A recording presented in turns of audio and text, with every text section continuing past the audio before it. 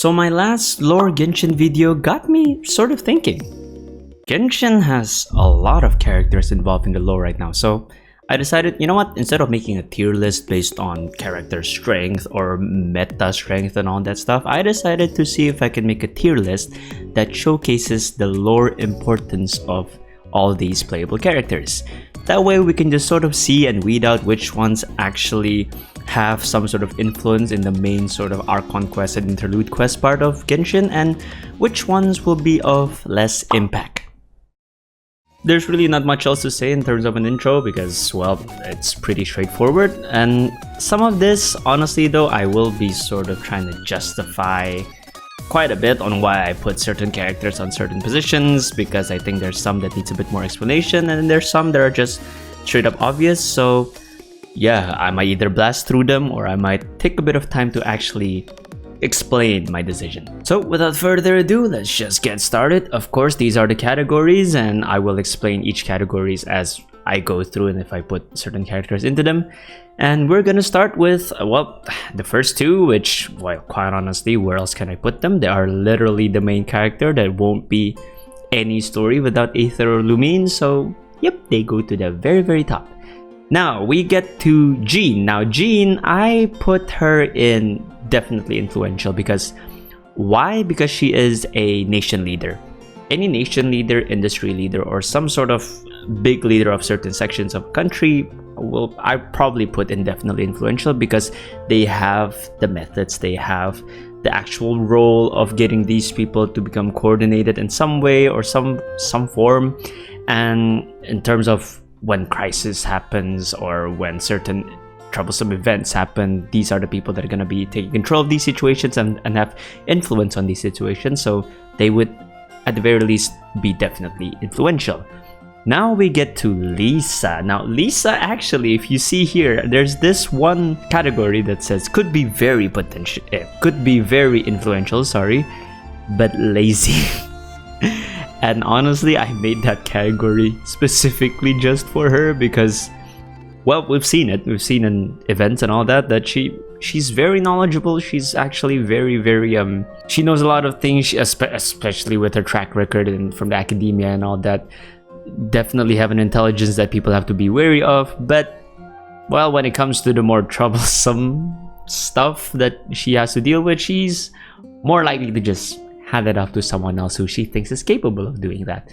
And she's done that quite often with us. So yes, right there, but lazy. And anyways, let's just move on. And we have Amber. Now we start going into the more sort of, I want to say, average kind of lore impacts, because Amber, yes, cool outrider, the first person we meet in the game, but unfortunately, other than that, she, in the overall lore capacity, she doesn't really contribute anything much. Although, yeah, maybe you can argue that, oh, if we didn't meet her, we wouldn't have gone through the story, but yeah, it's a bit far-fetched to think about it that way. And the pattern just doesn't really change from here. Noelle also, other than the fact that she possesses like superhuman strength, at least as far as we know, yeah, there's really not much else that we can put her on. Not even above average. She's not even a knight yet, so yeah, it's a bit harder to. But now we go to Barbara, and Barbara should be above average Teyvatian because she's the deaconess of Mondstadt. She possesses a good amount of healing power, other than her own sister, of course. And quite honestly, maybe she can, like, in a big battle or that kind of event. And plus, she's like the nation's idol, so people look up to her, I guess. But the whole part about the healing is, I think, the one that's more influential, but not on a point where it could be like majorly lore influential. So, but she does have her part to play in like a bigger overall scheme. Now, Sucrose, I can't say the same about her. While she is technically, you know, studying alchemy, which I guess not many professions in Teyvat itself really checks this out in Mondstadt particularly. But then Albedo exists, and we don't even know, apart from the people that Varka took in the expedition, maybe there's more alchemists that are more capable. And so far in the story, she's a bit more errant-like in terms of roles, so she will go to the average Teyvatian.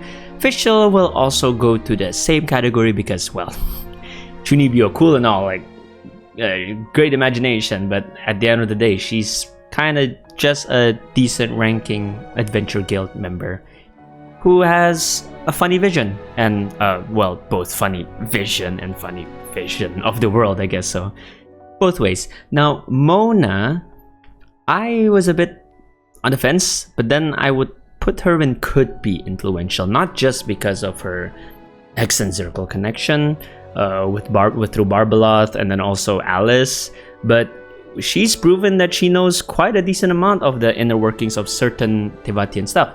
So couple that with her hydromancy abilities and her deeper knowledge and that side of Teyvat's working, yeah, she could definitely see further and be a decent contributor to at least our understanding of certain stuff. Now we're hitting some sort of big boy territory. Here we have Kaya. While he may be a 4-star, but I'm putting him there because, well, not only is that the Conria connection is there, the Albric connection, you know, the regents who took over Conria after the last king, he is apparently a part of that lineage, and his dad dropped him off at Crepus's manor with a message that basically says, hey, you're our next key, you know. So if that's not like foreshadowing enough for the kind of importance that he might have in the story, yeah, and I think he deserves to be in potential world enders if, I don't know, somehow Conria is gonna use that lineage to further become a bigger superpower than what they already were. You never know. But the Conria connection is very strong. Plus the Albric. That's why he's the first character that reaches that red territory. Now, D-Luke, I will put in definitely influential because of his Batman-like stuff. His Batman influences, I would presume, also goes beyond Mondstadt because of his winery business as well. So he has both underground influence and overground influence, like surface level influence because of his tycoon status and all that. And he was a knight, he knows the inner working of governmental work and all, leading a nation and all that. He can definitely play a big part in terms of Mondstadt stuff. And of course, the Fatui connections and the Abyss connections. Yeah, he's everywhere. So yeah, he was definitely gonna play a big part. Although the story hasn't been doing a great job at really showing that so far. They kind of forgotten about Mondstadt characters recently. Now, Razor, I would have just put him here, but his ability to be the one to liaise directly with Andreas' spirit, who is an old god and who might provide some sort of influence.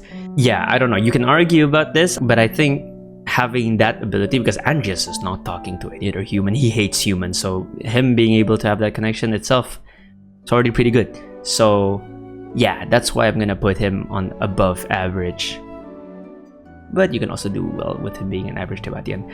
Now Bennett, unfortunately, apart from his insanely bad luck, he's kind of just another average guy, and people are probably want to theorize, oh, but he's potentially found in Mayor Javari, he's gonna be able to become a big link for them. And I'm like, yeah, but is Mayor Javari gonna be that big of a contributor to the main lore? Can't really see it right now. So as a 5.4, he stays there. Now Ningguang, world leader, you are going up there, richest individual in Teyvat. So, and plus her elemental prowess, her understanding of Adeptus art and all that, while also leading the nation alongside the other Chisings. Yeah, I mean, she will definitely play a big part. Beidou, I would say she could be.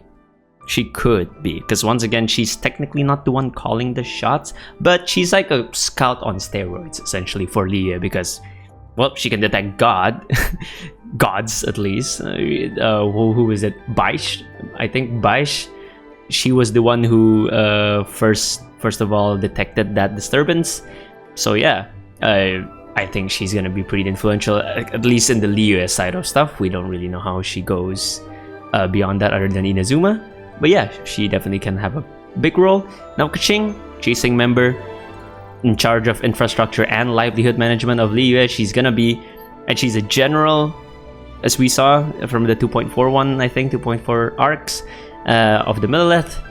So again, influential, definitely there in terms of the amount of people that will probably look up to her when it comes to going through a crisis. Now Xiangling, well, at this very playable character, using a lot of teams, but being a chef who uses weird ingredients doesn't really contribute much. People can argue that Goba, because you know Goba is by her side, and you know Goba might become another Adeptus power again, but quite frankly we just don't know much about it. We don't know much whether he can actually reach that kind of power again, so as for now she's back in the average Teyvatian side. Now Chongyun and Jingchu I'm gonna address together because I think they both can be in the above average Teyvatians, because Chongyun comes from a line of exorcists and we haven't really seen much of those, and they seem to hold kind of a decent like job sphere or role in Liyue itself. And yeah, I think in terms of the weird spirit stuff, yeah, he can handle that instead of Hu Tao kind of deals with the other side, with a kind of bigger role in a more overarching role. And Jingchu is the son of the Feiyan Guild Master branch or whatever. He's rich, he's loaded, he has a lot of connection, he has a lot of knowledge of Liyue itself, and he can mobilize a big segment of either Liyue's market or Liyue's like workforce, I guess. So yeah, he's definitely gonna be able to pull some strings, but he's not his dad though. He's still the young master, so he can't be even more influential than that. Now Chi is the weird one here, because some might just put her somewhere here, but I want to put her here because if we look at it, Chi is the only undead that we know of so far, like truly undead. And you know, especially after all the things that I looked at in my previous Celestia theory video, it's kind of murky over how her existence is something justifiable within like Celestia's rule. So maybe there's a key to it that will be able to contribute to Celestia's return later on, or like why someone like Chi can remain to exist and live in the world. So yeah, and plus with the whole Yaksha connection as well, so could be there's something to find underneath all of that forgetfulness. So she goes there. Now our first Archon, we have Venti, and Venti is Archons are just gonna straight go to definitely influential. I don't know if I would put them in potential world enders because there are bigger factors in terms of a more Teyvat kind of continental scale, I guess, but they're definitely going to be influential. So Venti, Archons, you're just gonna go there.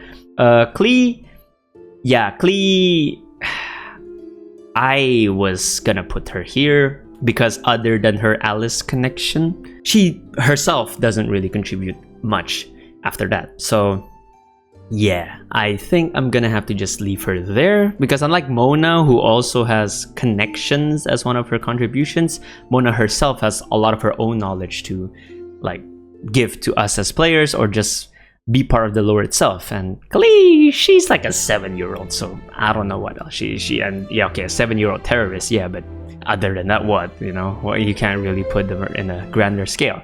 Now Child was essentially here at first, but his Abyss connection is the one that's making me want to put him there, because he's the only one so far that we know has been down into the Abyss and then come back and pretty much look like at first at least a lifeless husk of himself. But then yeah, with all that experience and all with the Narwhal and all that stuff, he has some sort of knowledge, some sort of play to go into with the lore. And although yeah, if Skirk became playable, yeah, I would probably put him lower and put Skirk in that side, probably even up here because of how insanely OP she looks like in terms of lore strength and just overall capabilities. But yeah, Child I think goes up there, plus Harbinger, all that stuff. And Diona, cool bartender, but nah, she doesn't go up further than that. No contribution to the main lore whatsoever. And we have Mr. Dong Man, who's just gonna go all the way up there. Yeah, I mean, you can't really, you can argue that, but yeah, no, we don't know how his contributions can be further boosted, other than him being the oldest Archon. And Shen Yan, well, cool performer again, but unfortunately not much to talk about there. She's gonna go to average Teyvatian. And Albedo, big jump because we are going back to the World Enders, and well, if people know the lore, I don't really need to explain this, do I? Oh, if one day I lose control, can I trust you to hold me back and all that stuff? Yeah, and what do you call it? Ryan Daughter's creation practices the art of Kemia, basically like Conria's kind of last vestiges and something like that. Yeah, so yeah, I mean, he has all the potential to just lose control and be a freaking devastating force. Now, Ganyu, Adeptuses, I don't really want to put them in the definitely side. For Ganyu and Xiao both, since they are kind of in a... Although you can argue that I guess Xiao has more of a play here because he's more experienced with the karmic depth and all that, and more in tune with the whole Yaksha kind of process. You can put Xiao above Ganyu in terms of potential lore influence. And yeah, since Ganyu is also in that kind of limbo of human Adeptus, her crisis is more on herself rather than it is to the world around her. So yeah, so I think this should be nice. Hopefully Zhao doesn't have to go through his stupid self-sacrificing shit again. Now we have Hu Tao, who will also be in the same line because of her role as that guardian between the limbo of like life and death. And the previous lantern, right, 5.3, should show that she has quite a decent amount of surprising knowledge when it comes to the lower inner workings of Liyue. So yeah, I think she definitely can have a lot of influence, especially with her works with spirits and all that. Now Rosaria, I was just gonna put her as average, but then again I remember she's female Batman, but at the same time she also has connections with Varka, who indirectly also has connections with Andreas. And yeah, that could be a weaving line where she could probably play a small role into that, but it's a role nonetheless. It's something to, I guess, potentially explore. Now, Yan Fei. Now, I did say that Yan Fei could be influential because Adeptus, you know, could be influential, but I can't really put her. She, even in the Chasm arc, did she really do much? Yelan and Xiao kind of pretty much ran the show there. So, and other than that, we don't really see any further contributions in that side other than, I guess, law stuff. Yeah, so I can't find a reason to put Yan Fei all the way up. Although, again, yeah, you could also put there because of the Adeptus status. And next we go to Eula, captain of the reconnaissance team. She is a captain of, like, I guess, a segment of the Knights, like a big segment. So I don't know if I want to put her here or could be influential. I don't know whether that counts as her being able to mobilize a lot of stuff. Although, yeah, maybe since she is scouting and all that, she could definitely contribute when it comes to like battle stuff, war, and all that. Yeah, so I guess, yeah, I can put her in. I can put her, could be influential. That should be fine. That should be fine. Now we have Kazuha. And yeah, he has a cool story. And he did parry the Shogun's sword and all that, but after that, nah, I can't really see anything else that would put him above these people. So yeah. And Ayaka kind of goes here. I wanted to put her here, but then I remembered that her brother is mostly the one doing the more governmental stuff between them. And it's just that if she's not that much of a huge contributor as the Shirasagi Himegimi, I can't put her any further up, honestly. So yeah, although you can again make a case for her to be all over there, but I'll put her just down there for now. And her good friend Yoimiya, love you. I pulled you for Kana Ueda, but yeah, you're a firework shop owner or runner or whatever. Oh, back then you had a counterfeit vision side hustle job kind of thing, but you don't need that anymore. And quite frankly, that doesn't really drive the overall lore that much further anyway. So yeah, unfortunately you're gonna have to be down there. Same as you, Sayu. Cool spy, but you're kind of as lazy as Lisa, maybe more. And yeah, you just sleep there. You just sleep there. Now, again, don't need explanation. Archon, don't need to talk about it further. And beneath that, and could be influential, we have Kujo-Sara, of course, because general. She's gonna be the one rallying the troops. She's gonna be the one overseeing them if anything ever happens, and that could be a huge contributor to the whole lore in general. Same thing with now. This is where I have to get sort of thinking. Kokomi for me is here or here. Here because she's basically her own general, but also I'm also thinking about this because of her connection with Watatsumi and Enkanomiya. And Enkanomiya is part of like a decently deep line of the lore, and if it ever goes there, she would be one of the prime candidates to be the main guide, not only for us but like I guess for most of the people who are going to be involved in that segment of the arc. So yeah, I think I can safely put her up there. Oh yeah, you Aloy. Yeah, I did make a category specifically for you. So yeah, as far as we know, she doesn't even exist in the Teyvat lore. So yeah, you're gonna stay right there.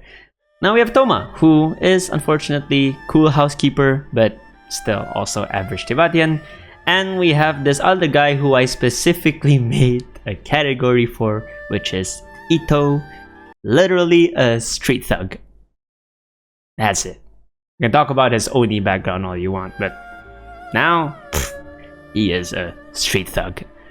Goro would be above average Teyvatian. He's the general of a general, which is kind of funny in my opinion.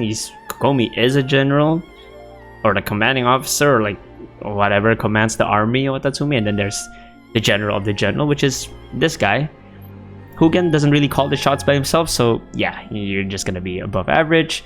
Now Shenhe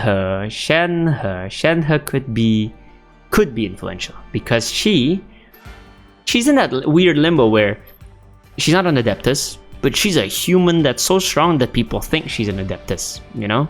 And that kind of power, that kind of vision sort of bearer power is kind of what I think Venti was kind of alluding with the whole allogene stuff, you know? The whole anyone that holds a vision has the potential to be a god. And I think in terms of human capability, other than Capitano, of course, she has that sort of power, you know? And yeah, I think that just could be a very big contributing factor later on down the line. Yunjin, cool performer, but doesn't really do anything for the lore. Now, Yae I wanted to put here, but considering her stature in Inazuma itself, how active she is in like the upper workings, I think she can go there alongside Ayato. Ayato, don't go there. Alongside Ayato, who is the commissioner of the Yashiro Commission and should be able to control a decent segment of Inazuma and rally them should it be needed. Next up is Yelan, and she can go to could be very influential just because of the network that she probably has, her just overall capability, versatility, and what she can do in terms of finding information out and being contributive to any sort of project, whether it's a public one or a secret one. And yeah, she just knows a duck ton of things and no one really knows her methods, so yeah, she goes up there. Now Kuki, very capable person, but yeah, no, I don't think she does anything much for the lore after that. And so is Heizo, also looking like a very capable person, but apart from that, not much else to speak of. Now we're heading into the Sumeru characters, and Tainari, I wanna say he is at least above average in terms of influence, because of he should have an understanding of like the Withering and like Sumeru Rainforest and all that. Although I'm not really sure what happened with the Withering, considering, you know, Rukadabata deleted herself and all that, if it's still showing up, or whether or not he would still remember why it's happening in the, or would he even know why it happens in the first place. So yeah, he's just gonna be up there purely based on his forest ranger skills. And the funny part is Kale, if we're counting in the manga, I wanna put her there. Mainly because of the Tori stuff that she went through, you know, and her possible experience with Eleazar that is an extension of forbidden knowledge that she probably still remembers. Again, the whole Rukkhadevata deletion thing is still kind of vague in how it actually ends up affecting stuff, other than cutting her from everything that happened. Yeah, I think with her whole Eleazar experience, she could definitely be someone that provides some sort of insight to that side of weird corruptive elemental power. Now, Dori, I really want to just put her as low as I could, but I would put her here because she is I guess a decent info broker, but she'd be one of those people who'd like have information that the nation itself needs, like to, I guess, save themselves or like go against a crisis or whatever. But then she'd be the one going like, how much you wanna pay for that information? And yeah, I just do not like that kind of character, so she's staying there. Now Sino, General Mahamantra, definitely could have a decent influence, you know, being in the Mantra for the Academia. He's one of the most feared ones. He can rally people. Of course, he's really powerful himself. And yeah, he could definitely have a decent amount of influence. And Candace, while I think she's actually decently powerful, her role as the guardian, so the village keeper and all that of Aru village, I don't even know if village keepers still sort of exist now with the new academia governance, so yeah, I can't really see her being anything above the average Teyvatian. And Nilu, well, love you, you dance great, but there's really not much else that I can put other than putting you as an average Teyvatian in terms of the lore. And then we get to Nahida, and well, Nahida does not need any explanation, and I'd wager she's actually one of the more influential ones out of the Archons, because Irminsul, really, that's it, just because of Irminsul. Because even in the Khaenri'ah time, Rukkhadevata was the only one not summoned because she had a bigger task, which was to take care of Irminsul. And yeah, so basically why I would think that she's gonna be the one with the more influence above all the Archons. And we have Layla. Well, your average college student, so yeah, average Teyvatian as well. Now, Scaramouche, I think a lot of the major things with him has sort of transpired. But again, you know, there's probably still more to come, especially with his whole "the sky is fake" thing. He's never really expanded on that as well. Even like back after he said it once to Moda, and then that's it. You know, Genshin does that quite often, but then he still has his whole the Torii cooperation, and you can argue with the experience that he has with the Electronosis and all that, and the creation of, like, I guess a godly sort of level being. Maybe he has more insight to that. We don't know. And yeah, so he probably could be influential just like that. Now, Farazan, I think I need to give a bit of an explanation as to why I'm gonna put her here.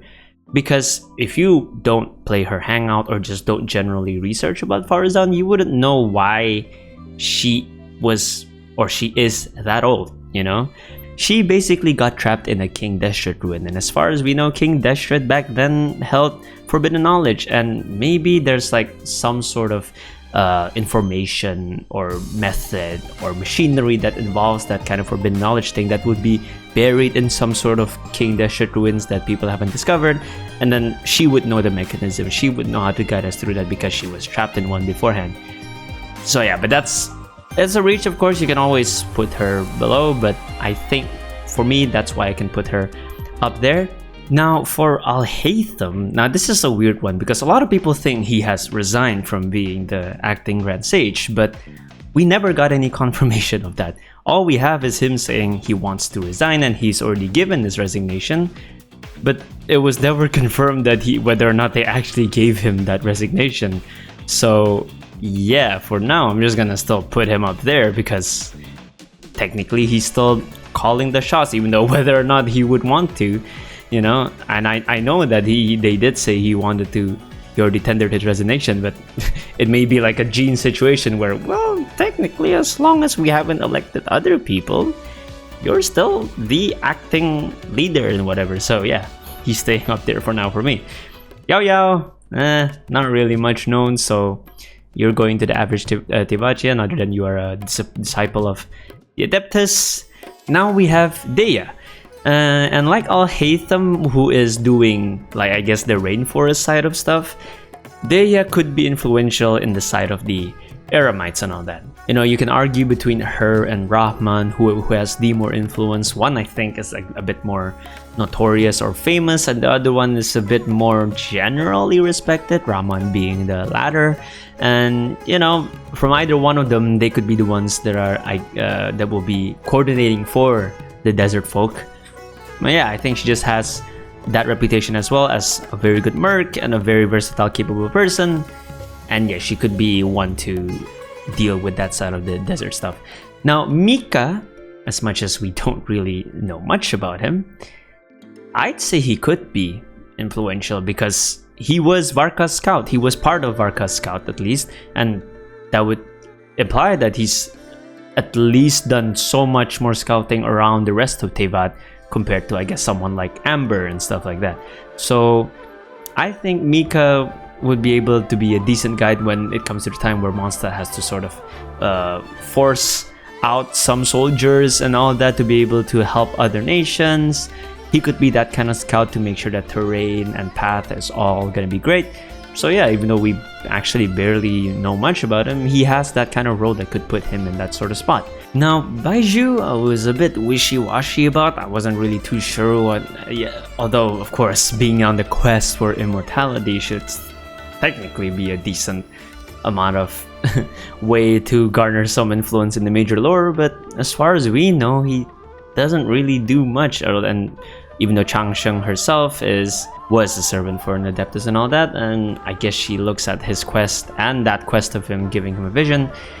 Other than that, I can't really see him doing that much to the lore yet, even though you could say he stands on the other side with from what Hu Tao is doing. But at least with Hu Tao, we've gotten a lot more exposition with it. With Baiju, not all that much just yet. Now, Kaveh, same thing. Great architect, gets scammed, a good dude, but yeah, not really much to contribute to the overarching stuff. Kirara, I would say, could actually... Well, no, I guess that's a bit too far. I'd put her here because... she would be a decent career in terms of times of trouble and all of that, and I could see her just being a big part of like war transport, considering how effective she is as a transport yokai. And you know, there's a bigger role of use for her that could be better used in the entirety of Teyvat than it is just only in Inazuma, because as you've seen, she appears everywhere, delivers package literally everywhere, and maybe could deliver supplies everywhere too later on. And now we've reached the Fontaine characters. Actually, I shouldn't be surprised. This thing is probably way above 30 minutes at this point. But yeah, we go to the Fontaine and we go to the 3 House of Hearth teenagers, kids, whatever, the children, and Lenny, Lynette, Femine. I don't know. I want to say because it's Fatui, maybe they could gain that sort of intelligence and all that, but they're like the errand people of those intelligence, kind of. They're not. I don't think they're the ones fully calling the shots. Of course, there's Arlecchino, but I think there's someone below Arlecchino, and then it's these 3. So, but I guess due to being part of an intelligence force and all that, they could go to above average. The average, these people don't do what these people do, so, and can't contribute to that kind of extent. So yeah, I can put them an above average Teyvatian. And we have Nouvellette, who is just gonna go straight to potential world enders because sovereign.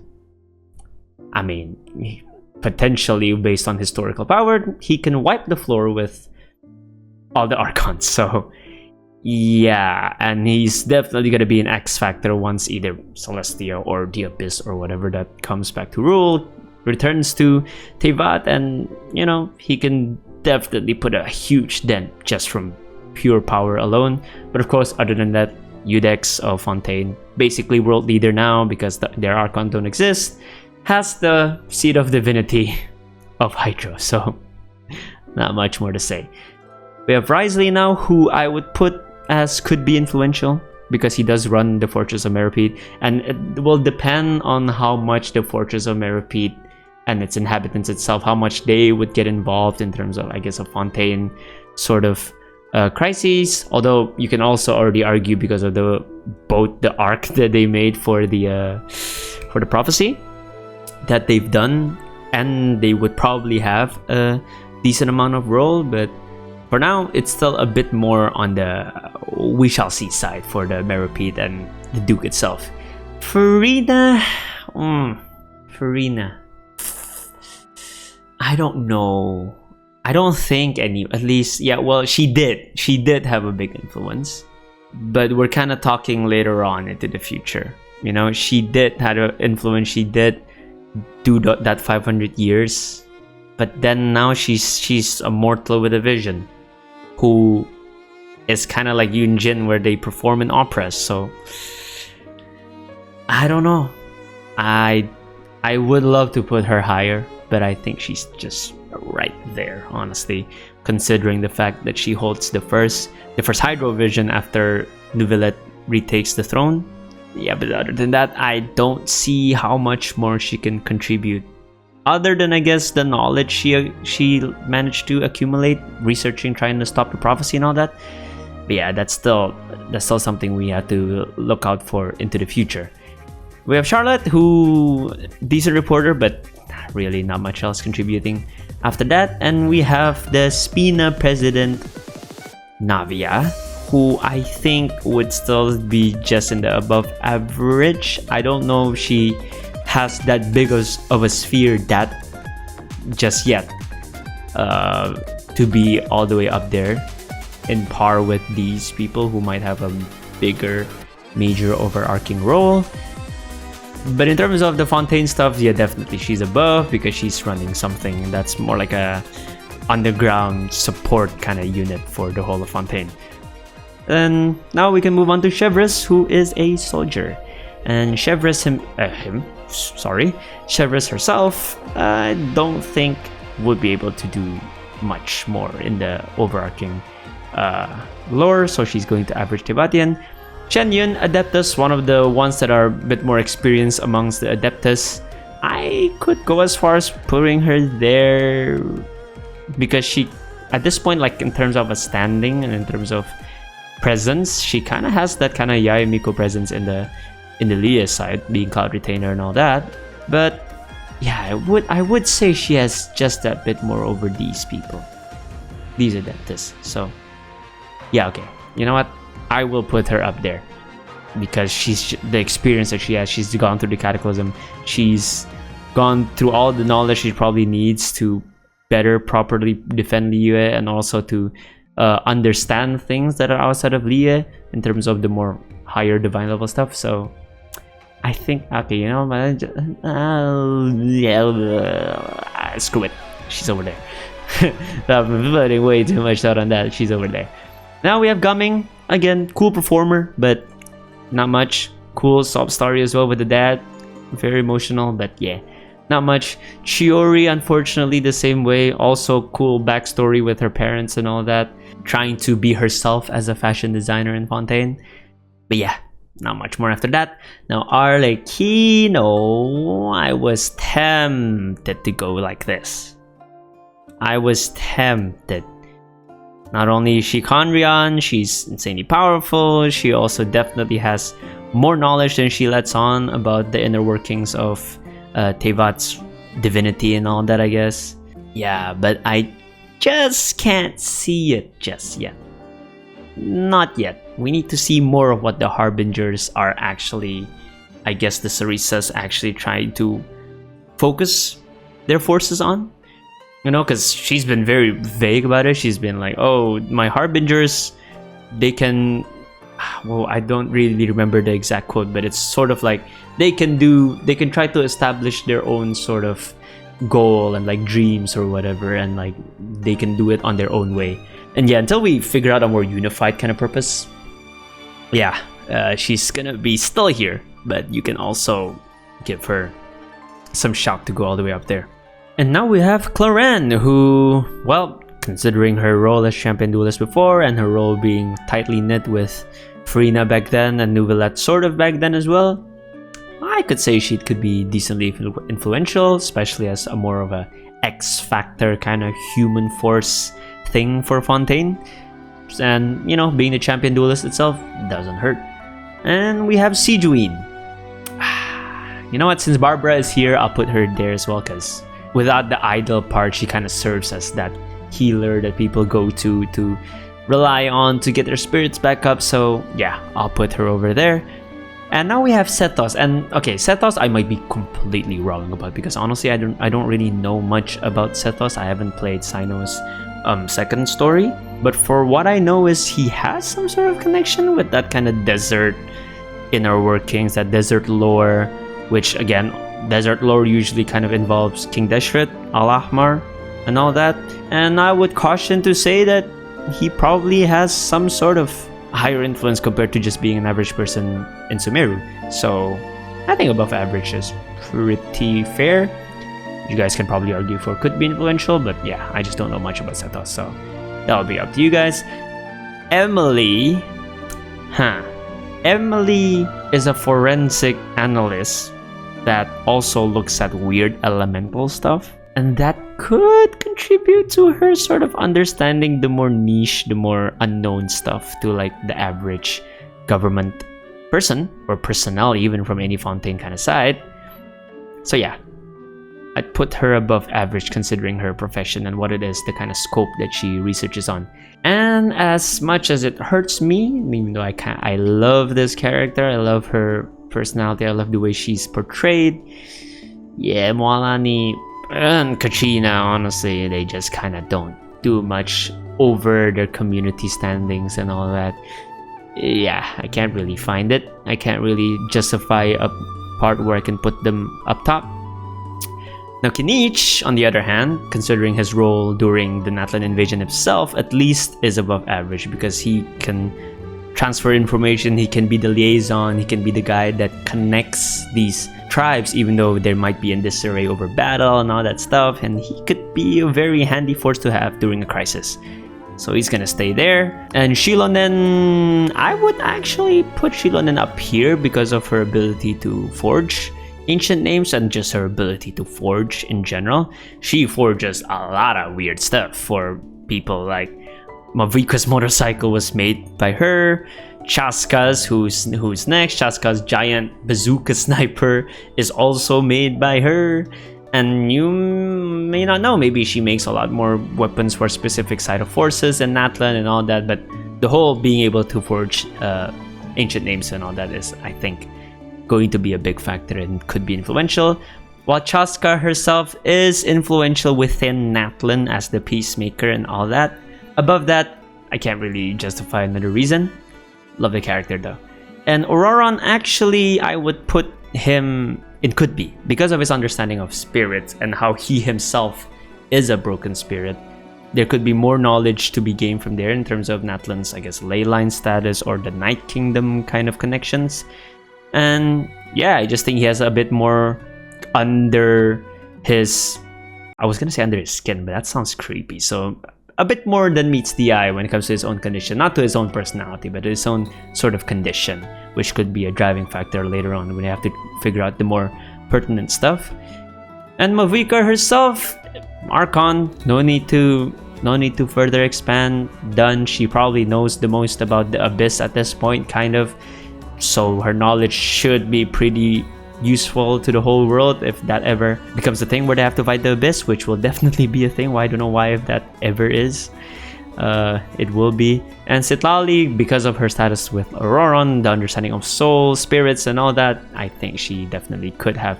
Yeah, these three, they played a decent role as well in the Archon quest. So I'm actually, this is a good line, I think. And okay. Now we move on to these four people who, honestly, I can't really speak too much of. One, we don't know much about them, and two, some of them we don't even know anything about. So Lanyan, even though, yeah, we know she's part of that mystic lineage that does, I guess, a sort of art that not many other Liyue people can do, we just don't know much about it. I mean, I guess you could argue to put her on above average, but not yet. I don't think yet. Not yet. Even she herself is still like, okay, yeah, I can make all those dolls and stuff, but then further than that, there's not much that she can majorly contribute with that, at least as of now. Therapist, I guess you always need a therapist, so yeah, she goes there. I even forgot her name. I think her name is Mizuki or something. I don't quite remember, but yeah, I haven't played the event with her as well because I'm trying to save that for a bit. And these two, I can put Yansan in above average because we know she's a pretty important ancient name bearer, so I wouldn't mind putting her up there, and she's part of that coalition that Muvika needed to help a Natlan survive. For now, we can put her here. Of course, you can make a case for her to go there because of her role that she already played. Chaska is there as well, and she was also there. Shilonen was also part of the coalition, so that actually makes a bit more sense. And we have you, who I will put here because we genuinely have no idea who she is. Well, at least I don't. I don't look at leaks, so I don't know anything about her other than she's caused a lot of issues in Twitter. Yeah, I think this is a pretty fair list. We can zoom out a bit just to see the whole thing. And yeah, I'm actually pretty happy with the kind of spread that I could put here, because I was just half expecting to put all this, a lot more of these. Honestly, I was just expecting to put a lot more of these. Yeah, but you can always put more thought to sort of justifying some sort of important role. Again, it depends on what are the smaller things that you think are important. Of course, for Lisa, well, you can put her here, you can put her here. She's interchangeable. It's up to you how you want to look at her. But again, I still believe she could be very influential just from the fact that she's insanely intelligent as a human. Yeah, I'm generally very happy with this, actually. Yeah. So that should be about it when it comes to this list of Genshin characters based on importance. I think I did an alright job. I think I did an alright form of consideration, and forgive me if I blasted quite a lot through some of them. That's because this is actually the second take. The first take I went through the entire thing again. I went to the outro again, then I played the video, and this is all I got.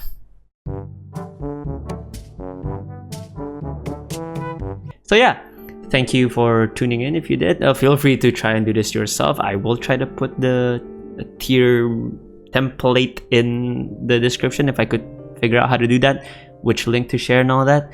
And yeah, I hope you guys enjoyed. Let me know what your thoughts are in the comments down below. And until the next video, my name's Leafy, and I'll see you all next time. Sayonara.